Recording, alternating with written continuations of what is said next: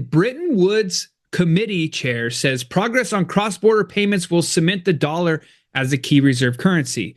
Does anyone know of an American company tackling this problem? Ripple, XRP Community, and XRP Subjective Views posted this. So is XRP like literally going to help save the United States dollar dominance?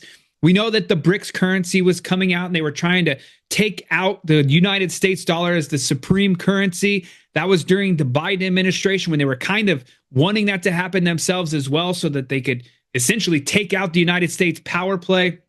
With Donald Trump coming back in, setting his power in place and recovering the United States dominance across the world and also bringing back the United States dollar dominance across the world. But we know Ripple is there and XRP trades on. Will XRP save the United States dollar? Quite an amazing scenario. And speaking of Ripple and XRP saving something, did you know that Brad Garlinghouse helped save the Trump coin? Bank XRP posted, and a lot of other people have been posting this video around, but Ripple's Brad Garlinghouse and Mike Novogratz lent MoonPay $160 million to launch the Trump token. Now, this is an absolute wild story, so I have to share it with you. It is a little bit longer side, so I'm going to speed it up at 1.5 speed so you can listen to the whole thing. I saw a tweet from MoonPay, 750,000 new MoonPay accounts in the last 7 days. What should they buy next? You just told me a crazy story that is linked to one of my previous podcast guests, Mike Novogratz. Can we go deeper into that? Can I give you the a little bit longer version? Yeah, I'll give you a very abbreviated version.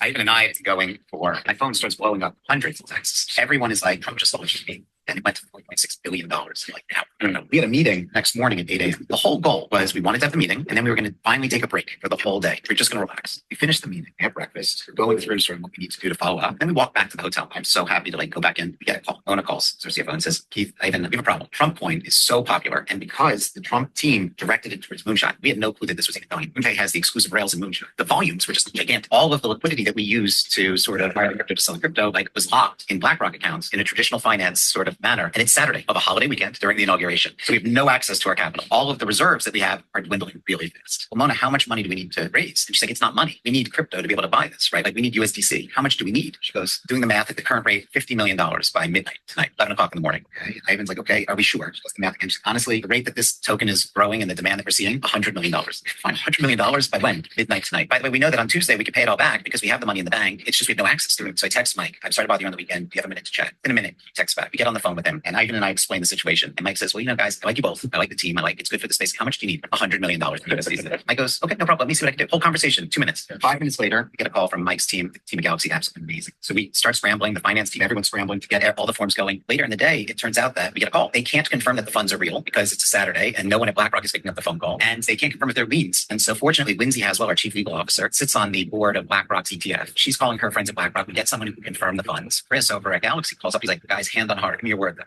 no liens on this funds. In the meantime, after we gave our word, they asked Ivan to personally pledge his entire life, his entire personal net worth on the line for this loan. Not even a discussion. Signs away, pledges his entire life. We call Ivan's sisters up, goes to his house to access a computer, get some Bitcoin to liquidate. And he's liquidating his personal Bitcoin and sending it to MoonPay to make sure that we stay up and running. And finally, at 11 o'clock at night, the money comes through $100 million. So I go to sleep at 1 o'clock in the evening. At that point, Trump coin was, I think, $26-30 billion. I wake up at 6 o'clock in the morning and I'm thinking to myself, finally, a day that I can rest. And I look at my phone and Trump coin is $70 billion.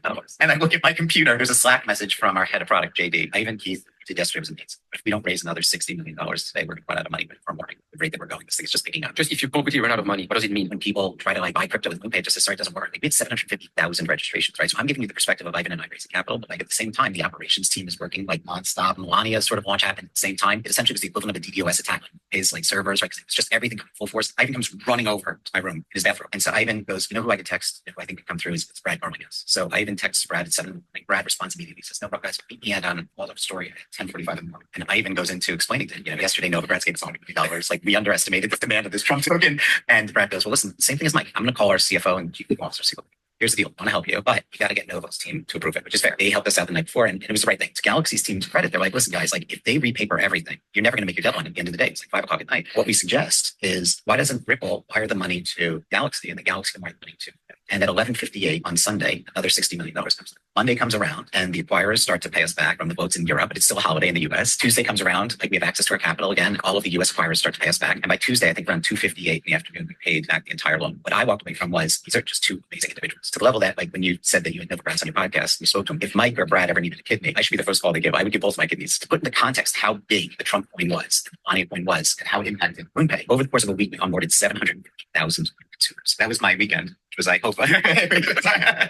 And then I go back to New York for 2 days and fly here to Istanbul. Okay. And tell us the story. Tell you the story. This is the first time I told the story publicly. What an absolute wild story. And on top of that, as I mentioned, Bank XRP made that post. And then David Schwartz comes in and says, so I guess this is public now, with a big giant smiley face. So literally Brad Garlinghouse and the team wired $60 million emergency funds to help launch the Trump token. And speaking of David Schwartz, he illustrates the efficiency gains from tokenization. And we'll go into the details of the real world asset tokenization information here in just a moment. I'm David Schwartz, and this is Crypto in a Minute. Tokenization can improve efficiency by eliminating some of the problems with asset transfer and ownership. If you've ever bought a house, you know that it's very complicated to determine who owns a house. There's a lot of paperwork involved with the sale, recording the sale. There's a risk of fraud in the delivery of the payment and, of course, in being able to prove ownership of the asset. Tokenization can eliminate all those problems by using digital distributed ledgers to track the ownership of assets. That also simplifies things like if you want to borrow against an asset, use the asset for collateral, the person who's providing you the loan can more easily determine that you own the asset, and they can make sure that you aren't borrowing from a number of different lenders. Boom.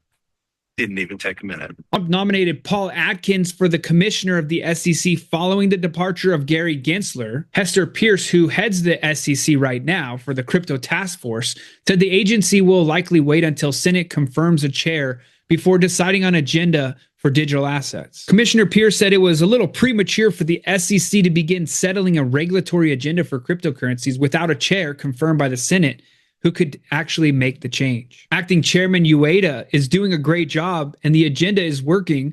We haven't stopped working, said Pierce, but we assume that sometime soon, if Chairman Atkins is confirmed as chairman, he'll come in and want to see this agenda. When it comes to Atkins, lawmakers in the Senate Building Committee had yet to consider his nomination, which would require a majority of senators present to choose to move Trump's pick to the chamber for a full floor vote. Following the formation of the SEC's crypto task force, the commission requested delays for at least 2 of its previously filed enforcement actions in different jurisdictions, suggesting that the agency's work in developing a regulatory framework could affect its position. An Illinois judge granted the SEC request for a 30-day extension in crypto case against Cumberland DRW, but a District of Columbia court has not responded to a similar request in the commission's case against Binance at the time of publication. Pierce and Ueda, both Republicans, currently sit on the SEC with Democratic Commissioner Caroline Crenshaw.